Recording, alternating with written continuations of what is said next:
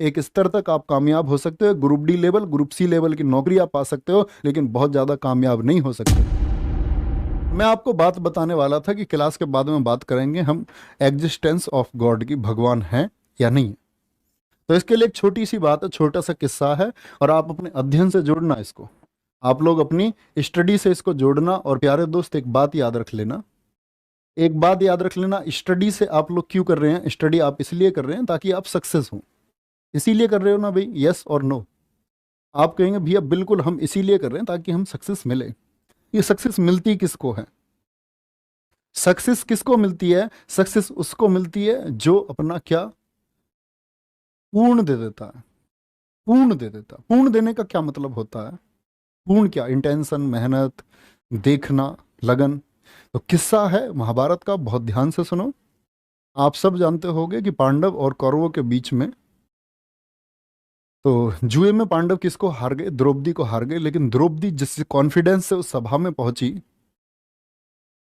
इस कॉन्फिडेंस से उस सभा में द्रौपदी पहुंची कि भाई वहां पांडव बैठे हुए हैं, और वो पंचकन्या जिसको एक अपने ऊपर गर्व था कि मैं किसकी पत्नी हूं? भीम की पत्नी हूं, अर्जुन की पत्नी हूं। तो जब सभा में पहुंची, तो सभा में पहुंचने पर जब दुशासन ने कटाक्ष किया, तो उन्हें यह उम्मीद थी कि शायद अर्जुन गांडीवधारी मेरे लिए कुछ करेगा। लेकिन अर्जुन की गर्दन क्या है? ऐसी की ऐसी ही रह गई। उसने सोचा कि शायद ये भीम जो है ना, भीम ये गदाधारी, ये शायद सबके सिर फोड़ दे तो कुछ होगा। होपलेस हो गई। होपलेस मतलब कोई आशा नहीं रही। और जब कोई आशा नहीं रही, तो फिर उन्होंने सोचा कि ये जो यहाँ गुरुवर बैठे हुए हैं, कृपाचार्य, द्रोणाचार्य, ये शायद कुछ करेंगे। कुछ नहीं किया, कुछ नहीं हुआ। तब उन्होंने एक अंश मात्र, जब साड़ी के एक छोर को पकड़ा दुशासन ने, तो उन्होंने थोड़ा सा भगवान को याद किया। मेरी बात को फोकस करना, क्या बोल रहा हूं मैं? थोड़ा सा भगवान को याद किया, और वो भगवान श्री कृष्ण उस समय थे द्वारिका में, और द्वारिका में रुक्मिणी के साथ खाना खा रहे थे, और खाने का निवाला सिर्फ उनके गले में गया और अटका रह गया। और गले में जब अटका रह गया, तो रुक्मिणी ने पूछा कि क्या हुआ, कोई कंकड़ है क्या? उन्होंने बोला नहीं, कोई याद कर। रुक्मिणी ने कहा गॉड प्लीज सेव हर।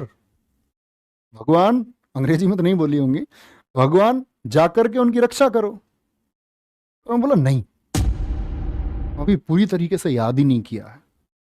अभी जो फोकस देना था वो फोकस दिया ही नहीं है, सिर्फ अंश मात्र याद किया है, पूर्ण तो याद किया ही नहीं है। तो अभी जाने का कोई मतलब ही नहीं बनता। और जब द्रौपदी को ये लगा कि अब इस दुनिया में कोई सहारा नहीं है, और ये जो मेरी साड़ी का छोर है, जो आबरू है, अब ये दुशासन इसको, इस चीर हरण को करेगा, तब उन्होंने पूर्णतः ये सोचा कि इस पृथ्वी पर सिर्फ शायद भगवान है। तो उन्होंने भगवान श्री कृष्ण को याद किया, और साड़ी का छोर क्या है? वो साड़ी फिर लंबी होती चली गई। तो उन्होंने मनन किया। द्रौपदी ने पूछा भगवान से कि भाई आपने एक पल जो ये देरी की है ना, ये शायद हमेशा के लिए देरी हो जाती, आप पहले क्यों नहीं आए? भगवान ने क्या कहा कि जो आपको मतलब पूर्ण भक्ति देनी थी, वो पूर्ण भक्ति नहीं थी।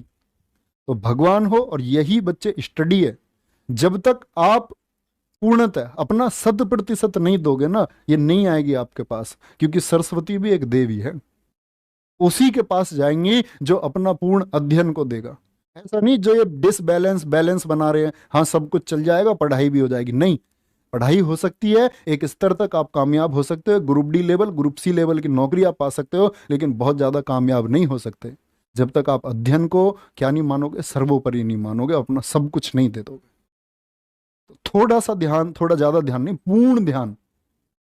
सब चीजें इसी से प्राप्त होती है, ऊपर वाला, भगवान, आपका ज्ञान, सब कुछ इसी से प्राप्त होगा जब आप अपना सर्वस्व दे दो।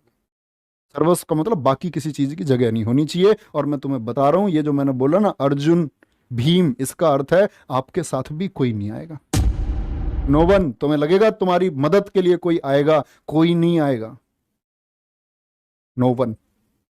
आप कामयाब हो गए, या आपने क्या बोलेंगे, उस भगवान को प्राप्त कर लिया। भगवान से मतलब उस ज्ञान को आपने प्राप्त कर लिया, तो आप ताकतवर हैं, आपके साथ ज्ञान है, भगवान है आपके साथ।